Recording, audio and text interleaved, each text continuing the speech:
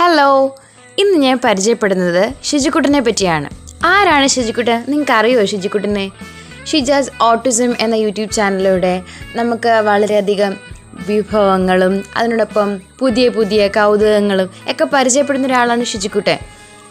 ഏകദേശം കുറേ കാലങ്ങളായി ഓട്ടിസം എന്ന രോഗത്താൽ ഭാരപ്പെടുന്ന ഒരു വ്യക്തിയാണ്. എന്നാൽ തന്നെയും തൻ്റെ മാതാപിതാക്കളുടെയും അതിനോടൊപ്പം തൻ്റെ മാമ എപ്പോഴും കൂടെ നിന്ന് ഓരോ കാര്യങ്ങൾ പറഞ്ഞു കൊടുക്കുകയും എന്താണ് അവന് ചെയ്യാൻ പറ്റുന്നത്, എന്താണ് ചെയ്യാൻ പറ്റാത്തത് എന്ന് മനസ്സിലാക്കുകയും അവന് ഒരു സപ്പോർട്ടും അതുപോലെ അവന് ഓരോ കാര്യങ്ങളിൽ പരിശീലനം നൽകുകയും ഒക്കെ ചെയ്യുകയും. ഇപ്പം ഇൻ്റർവ്യൂവിലൊക്കെ നോക്കിക്കഴിഞ്ഞാൽ ഷിജുവിൻ്റെ മാത്രമേ ഉള്ളൂ ഇൻ്റർവ്യൂവിൽ. ഷിജു ചിക്കൻ വറുക്കുന്നു, ഷിജു പുട്ടുണ്ടാക്കുന്നു, ഷിജു അവിടെ പോകുന്നു, ഇവിടെ പോകുന്നു. അങ്ങനെ സമൂഹത്തിൽ പ്രത്യേകിച്ച് ഏത് അസുഖമായാലും, ഇന്ന അസുഖം എന്നല്ല, ഏത് അസുഖം തന്നെ ആയാലും നമ്മുടെ കാഴ്ചപ്പാടുകളിൽ വ്യത്യാസം വരും. ഇപ്പം ഒരാൾക്ക് കണ്ണ് കാണില്ല, അപ്പോൾ ആ വ്യക്തി കണ്ണാടി വെക്കുന്നു.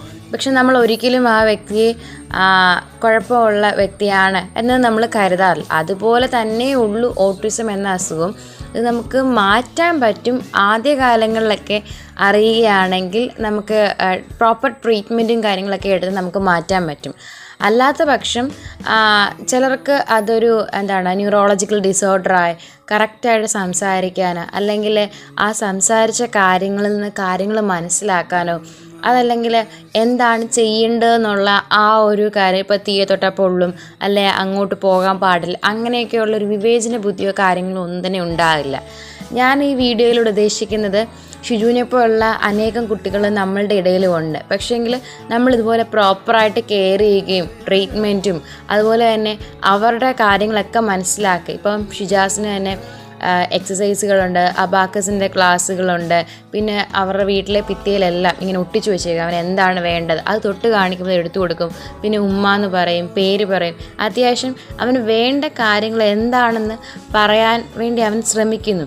നമ്മുടെ സമൂഹത്തിലുള്ള ഓരോ വ്യക്തികളിലും പലവിധമായ കുഴപ്പങ്ങളും പ്രയാസങ്ങളും കാണും. എന്നാലും എല്ലാവരും സമൂഹത്തിൻ്റെ ഒരു ഭാഗമാണ്. അത് മനസ്സിലാക്കുക, അവരെയും ചേർത്ത് പിടിക്കുക. Keep going. Happy life.